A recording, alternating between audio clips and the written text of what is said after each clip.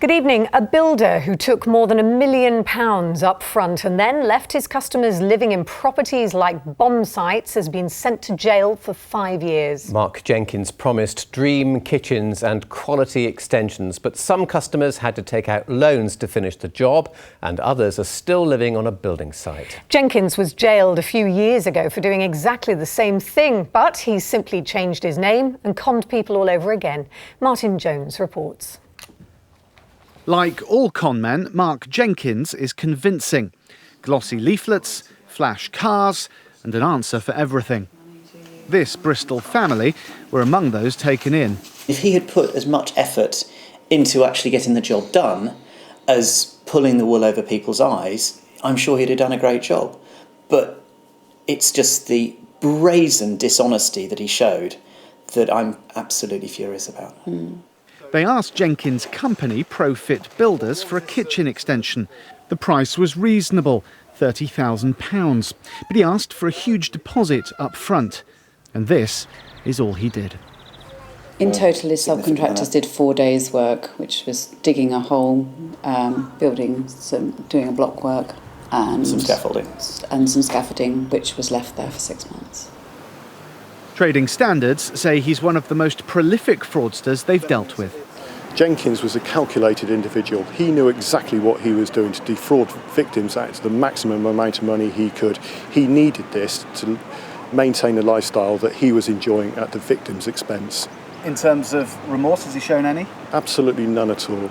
In fact, quite the opposite. In some cases, we're given to understand he was actively bragging about the fraud that he was undertaking. Bristol Crown Court was packed with Jenkins' victims who saw him jailed for 5 years. The prosecution had said he was a complete cowboy who'd left a trail of wreckage, destruction and misery in his wake. The judge said many victims had saved for years to afford their dream kitchens or extensions, but instead had suffered pressure on their family relationships and marriages. For many victims, today's sentence wasn't enough. We were hoping for a lot more than that. He'll probably be out in 2.5 years and I'll be paying for this till I retire. Just shocked that it was such a short amount of time when he's really destroyed quite a few people's lives. What they really want is their money back, but at the moment only Mark Jenkins knows where it's gone. Martin Jones, BBC Points West in Bristol. Phil Hodge is from the Federation of Master Builders and he joins us now. Thanks for coming in. This guy was a very good con man. How do we all avoid being caught up by someone like him?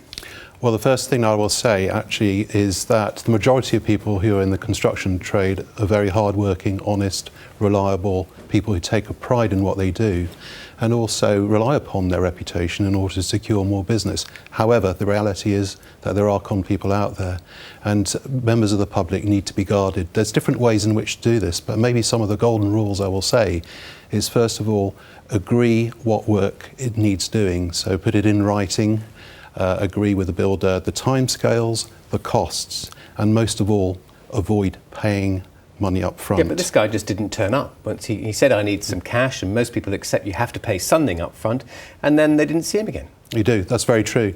So you're saying you should never give the builder any money before he starts? Well, it depends on the mix of materials and the labour rates, etc. But initially, agree a payment schedule if it's for a larger contract, but don't go and pay the full amount up front because you get no leverage then if things go wrong.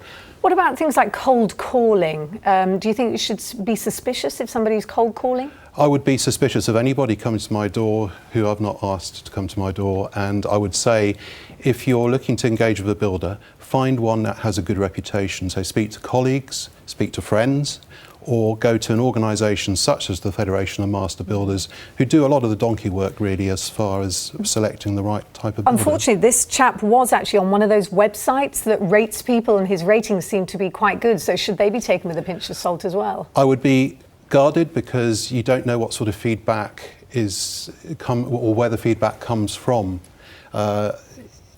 With the Federation of Master Builders, that works to a certain standard. So all members that come on board have to meet strict criteria. Should you guys actually be helping us a bit more to keep an eye open for the rogue builders? We do. Our website actually helps the public in terms of advising them how to avoid falling into the pitfalls of finding a tradesman And there are a lot of resources available from the website. It's www.fmb.org.uk. Okay, you got that in, and be suspicious, I guess. Yes. It's not a bad idea, is it? Terrible right. thing as it is to say. Thanks, very nice to meet you. My Thank pleasure. you, Mr. Hodge.